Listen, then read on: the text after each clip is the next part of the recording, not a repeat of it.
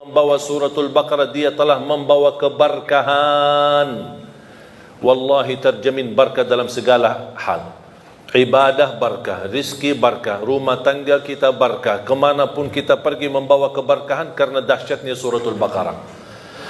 Barang siapa yang meninggalkan suratul Baqarah, kata Rasulullah, bakal nyesal. Mau enggak kira-kira jadi orang yang nyesal? Wala tastati'uha al-batala. Dahsyatnya kekuatan suratul Baqarah tidak bisa dilawan oleh syaitan. Godaan, jin, alam gaib, makhluk, godaan, gangguan. Ini semua mereka, tukang dukun, tukang sihir, tukang ramal, mereka semua tidak bisa melawan suratul Baqarah. Saking dahsyatnya dan kuatnya suratul Baqarah. Bahkan Al-Baqarah itu merupakan ruqyah untuk diri sendiri. Jangankan suratul Baqarah sendiri mulia, satu ayat di dalam suratul Baqarah, ayat kursi, satu ayat, sebagaimana bersabda Rasulullah SAW, man qara'a ayat al-kursi dubra kulli salatin laysa bainahu wa bainal jannati illa an yamut. Barang siapa yang membaca ayat kursi setiap habis salat fardu, dijamin masuk surga. Tidak ada sesuatu yang menghalanginya kecuali menunggu mati. Coba bayangkan, cuma satu ayat jaminan masuk surga. Kalau satu ayat kursi jaminan masuk surga, kira-kira gimana suratul Baqarah? Gimana lagi 30 juz Al-Quran? Makanya saya sering mengingatkan jamaah, apapun kesibukanmu, buru-buru, ada meeting, ada janji, tidak bisa bertahan lama di musalla atau di masjid, paling tidak habis istighfar, Allahumma antas salam wa minkas salam, sampai selesai, baca langsung ayat kursi. Baca langsung ayat kursi. Habis itu silahkan bobar, bebas. Terus zikir-zikir habis salat gimana? Tak apa-apa, sambil jalan. Subhanallah, subhanallah, subhanallah. Naik motor, jalan kaki, naik mobil, sambil jalan. Alhamdulillah, alhamdulillah, alhamdulillah, Allahu Akbar, Allahu Akbar. Tapi jangan sampai tertinggal ayat kursi habis salat. Jaminan masuk surga. Masa tak mau masuk surga cuma karena baca ayat kursi? Man qara ayat al-kursi dubura kulli salatin. Barang siapa yang membaca ayat kursi setiap habis salat, dijamin masuk surga. Tidak ada sesuatu yang mampu menghalanginya kecuali menunggu mati. Man qara ayat al-kursi inda an-naum kana lahu min Allahi hafidh wa la yaqrabahu syaitan. Barang siapa yang membaca ayat al-kursi ketika mau tidur, akan dia termasuk dalam dijaga oleh Allah, dalam lindungan Allah, dan tidak akan didekati oleh syaitan.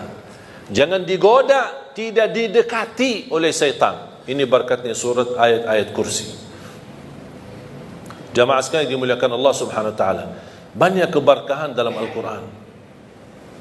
Banyak anugerah, banyak kenikmatan. Salah satu amalan sederhana, tapi Rasulullah SAW tidak pernah tinggalkan. Sampai di saat sakratul maut, Rasulullah SAW masih mengamalkan. Walaupun secara fisik, karena menghadapi sakratul maut, Rasul tidak mampu mengangkat tangannya, dibantu oleh Siti Aisyah radhiyallahu anha mengangkat tangan Rasulullah SAW.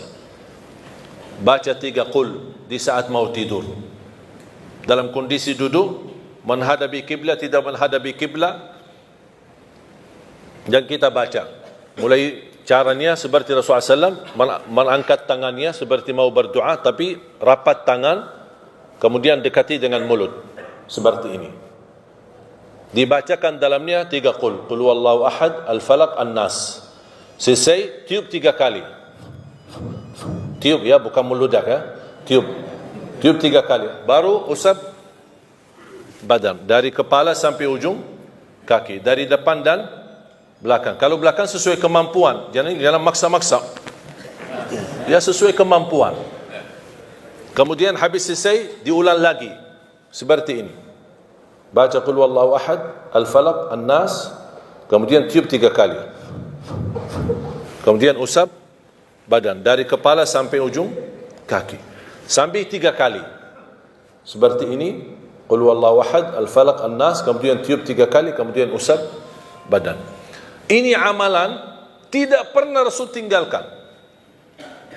Sampai di sakratul maut, sudah menghadapi kematian, datangnya malaikatul maut, Rasul sudah secara fisik tidak mampu angkat tangan, saking begitu berat sakratul maut. Siti Aisyah yang temanin, Siti Aisyah mengangkat tangannya, Siti Aisyah yang mendekati tangan Rasulullah SAW dekat mulutnya Siti Aisyah. Siti Aisyah bacakan kemudian tiup Siti Aisyah di tangan Rasulullah SAW, kemudian dia menggerakkan tangan Rasulullah SAW untuk usap badan Rasul sendiri.